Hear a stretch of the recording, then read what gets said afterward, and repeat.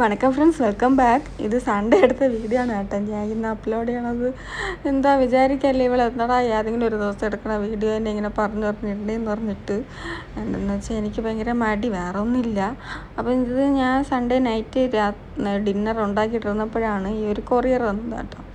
അപ്പോൾ ഇത് എൻ്റെ മോളുടെ കയ്യിലാണ് എൻ്റെ ചേട്ടൻ കൊടുത്തിട്ട് പറഞ്ഞത് അമ്മയുടെ കയ്യിൽ കൊടുക്കാമെന്ന് പറഞ്ഞിട്ട്. എന്നുവെച്ചാൽ ഞാൻ എൻ്റെ ചേട്ടൻ ചെറിയൊരു സൗന്ദര്യ പണക്കത്തിലായിരുന്നു. ഫാമിലിയിലാകുമ്പോൾ ഇതൊക്കെ ഉള്ളത് തന്നെയല്ലേ, അതൊക്കെ വിട്ടേക്ക്.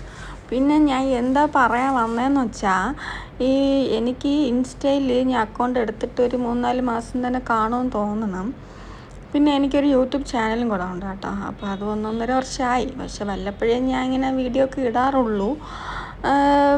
ഞാൻ ഇത് പറയാൻ വന്നത് എന്താണെന്ന് വെച്ചാൽ, ഞാൻ ഈ ഇൻസ്റ്റയൊക്കെ ഓപ്പൺ ചെയ്തതിന് ശേഷമാണ് ഞാൻ അറിയുന്നത് ഈ ഓൺലൈനിൽ ഇങ്ങനത്തെ ബിസിനസ്, ഡ്രസ്സിൻ്റെ ആയിരുന്നാലും ജോലിൻ്റെ എന്തരായിരുന്നാലും ഞാൻ കാണുമ്പം എനിക്ക് തോന്നുന്നത് എന്തെന്നറിയാമോ, ഞാൻ ഈ കോവിഡിന് മുമ്പ് എനിക്കും ഒരു ബിസിനസ് ഉണ്ടായിരുന്നു.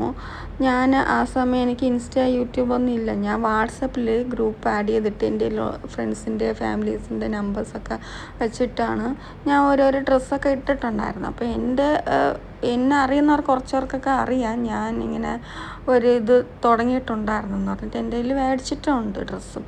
അപ്പോൾ എനിക്കിതുപോലെ കൊറിയർ ചെയ്ത് കൊടുക്കാൻ എനിക്ക് അറിഞ്ഞുകൂടാ. പക്ഷെ ഞാൻ എന്ത് ചെയ്യണത്, എൻ്റെ അഡ്രസ്സിൽ തന്നെ അവർ ഓർഡർ ചെയ്യുന്ന ഡ്രസ്സ് എൻ്റെ അഡ്രസ്സിൽ വരുത്തിയിട്ട് ഞാൻ അവർക്ക് കൊണ്ട് കൊടുക്കുകയാണ് ചെയ്തത് കേട്ടോ. അപ്പം ഞാൻ നല്ലതുപോലെ അത് എടുത്തിരുന്നെങ്കിൽ, ചില സമയം ഈ വീഡിയോസൊക്കെ കാണുമ്പം തോന്നും ഞാനത് നല്ലതുപോലെ കൊണ്ടുപോയെങ്കിൽ അടിപൊളിയായിട്ടിരുന്നേനെ, ഇങ്ങനെയൊക്കെ തോന്നും കേട്ടോ.